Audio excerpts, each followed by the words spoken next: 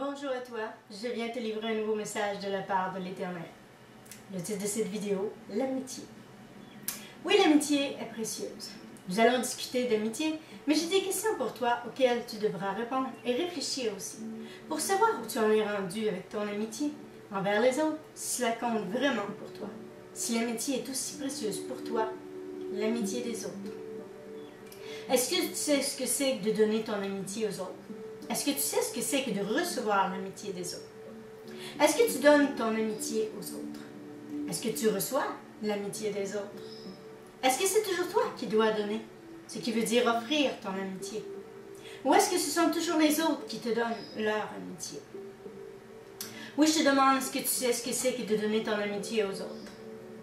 Certains diront que oui, mais le font-ils sincèrement? Donner ton amitié, c'est donner de l'amour aux autres, donner de ton temps, tes encouragements, partager tes biens, aider les autres, donner des conseils, avoir une écoute attentive. C'est faire plaisir aux autres, s'en occuper, les bénir lorsque le besoin se fait sentir. C'est aussi être présent, attentif et sincère. Et cela en tout temps, et les aimer de différentes manières, selon les besoins des gens.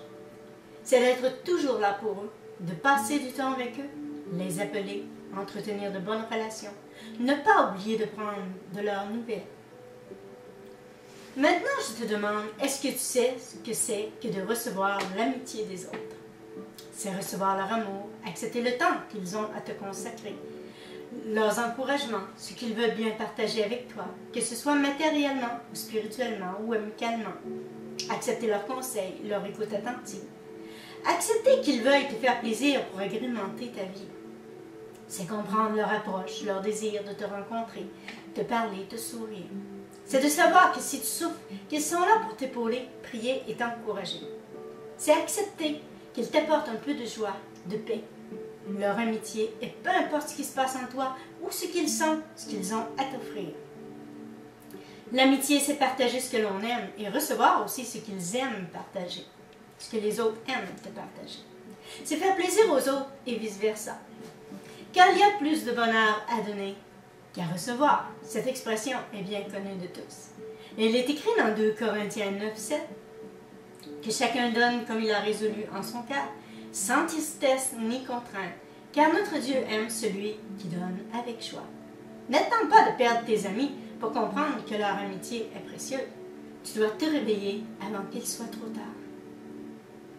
L'amitié, c'est se recevoir mutuellement, dans le bonheur comme le malheur. C'est comprendre que les autres sont importants aussi. Oui, donner ton amitié aux autres, c'est te donner aux autres à 100%. Tant pour les bénir, te laisser bénir. Un partage équitable. 100% de toi et recevoir 100% d'eux aussi. Toi, est-ce que tu bénis les autres? Est-ce que tu donnes pour bénir les autres? Sois sincère aujourd'hui. Est-ce que tu donnes ton amitié aux autres si tu attends que ce soit toujours les autres qui viennent vers toi et qui fassent le premier pas? Maintenant, dis-moi, combien de temps accordes-tu aux autres? Oui, penses-tu que tu pourrais t'intéresser aux autres de temps en temps? Ou si tu t'intéresses juste à toi pour l'instant, en tout temps? Quand prendras-tu le temps de réfléchir et d'agir pour les bénir eux aussi, dis-moi? Quand ils ont vraiment besoin ou juste quand toi tu crois qu'ils ont besoin? Leur offres-tu ce qu'ils attendent? Ce qu'ils ont besoin de recevoir ou juste ce que tu penses qu'ils ont besoin? Ce que tu veux leur donner sans savoir s'ils en ont besoin. Lorsque c'est le temps, pas juste quand toi tu penses que c'est le temps, demande à Jésus de t'éclairer pour les bénir. Ajuste ton temps avec leur temps. Oui, ajuste-toi aussi avec Jésus. Ainsi, ce sera le bon temps pour tous. Fais aux autres ce dont tu voudrais qu'ils te fassent. Dis-moi, est-ce que tu leur accordes du temps? À ceux qui sont sur ton chemin? Pour ce qu'ils désirent ou selon ce que toi tu désires pour eux? Est-ce aussi ce que Jésus désire leur prodiguer? C'est important de respecter le temps des autres et de comprendre qu'ils ne sont pas tous rendus au même niveau de compréhension que toi. Alors ne te mets pas au-dessus d'eux, évite d'avoir de mauvaises pensées. Mais sois un bon serviteur pour les aimer et les bénir. Jésus était un serviteur pour le Père. Il est écrit dans Luc 22, 27, « Car qui est le plus grand, celui qui est à table ou celui qui sert? N'est-ce pas celui qui est à table? Et moi, cependant, je suis au milieu de vous comme celui qui sert. » Là, je vous cite les Écritures. C'est ce qui nous a été dit. Qu'est-ce qui est le plus important, toi ou eux? Et comme il est écrit, celui qui sert ou celui qui est servi, dis-moi, le sais-tu? Comprends-tu la différence? Tu peux contribuer à leur expérience de vie sur Terre, même à leur bonheur, et à approfondir leur connaissance si tu as acquis de la connaissance selon la vérité. Oui, soit concernant l'amour, la paix, la joie, l'amitié, etc. Car il est écrit dans le verset 1 Corinthiens 13:1, « Si je n'ai pas l'amour, je suis du bronze qui résonne ou une cymbale qui retentit. » Ouf, pas évident ce verset.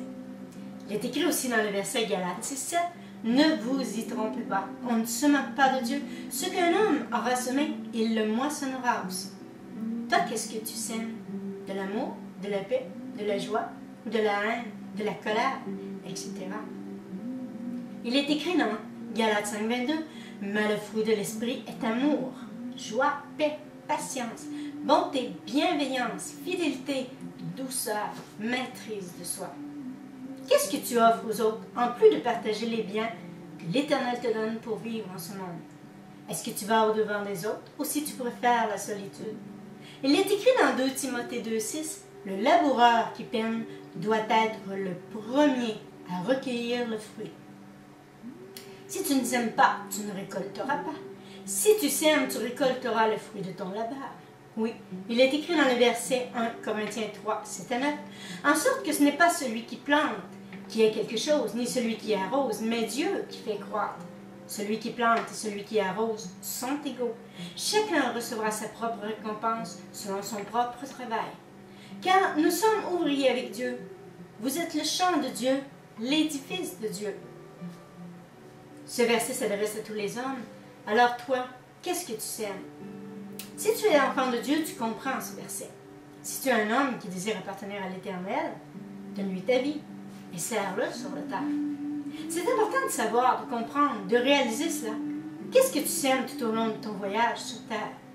L'amour fait de toi un vainqueur, oui.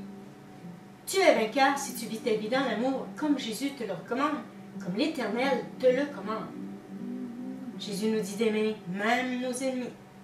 Il est écrit dans le verset Matthieu 5:44. Mais moi je vous dis, aimez vos ennemis. Bénissez ceux qui vous maudissent. Faites du bien à ceux qui vous haïssent. Priez pour ceux qui vous maltraitent et qui vous persécutent. Pourquoi?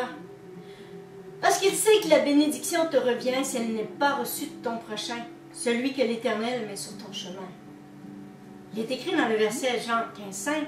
Moi je suis le cep, vous les serments. Celui qui demeure en moi, comme moi en lui, porte beaucoup de fruits. Car sans moi, vous ne pouvez rien faire. Et dans Jean 15:8, mon Père est glorifié en ceci, que vous portiez beaucoup de fruits. Et vous serez mes disciples. Donc moi, je te laisse sur ce message que l'Éternel m'a confié pour te bénir. Je te dis aussi, pense à ce que je t'ai dit. Pense à revoir ta façon d'aborder les autres. Vois si tu es en accord avec la volonté de Dieu qui nous dit « Aime ton prochain comme toi-même ». Car il est écrit dans le verset Luc 10:27, il répondit « Tu aimeras le Seigneur, ton Dieu, de tout ton cœur, de toute ton âme, de toute ta force, de toute ta pensée, et ton prochain comme toi-même. » C'est important ce verset. Puis accepte que les autres ont besoin de toi, comme toi, tu as besoin des autres aussi. Car on a tous besoin les uns des autres. On a tous à apprendre de l'expérience des uns et des autres.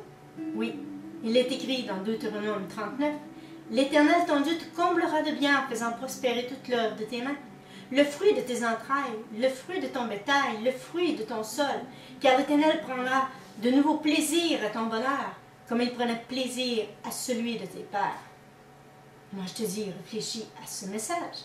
Et je te conseille de revoir son amour, de recevoir son amour, ses enseignements et de mettre ceci en pratique dans ta vie. Je te dis aussi, passe une belle semaine et sois béni au nom de Jésus. Amen.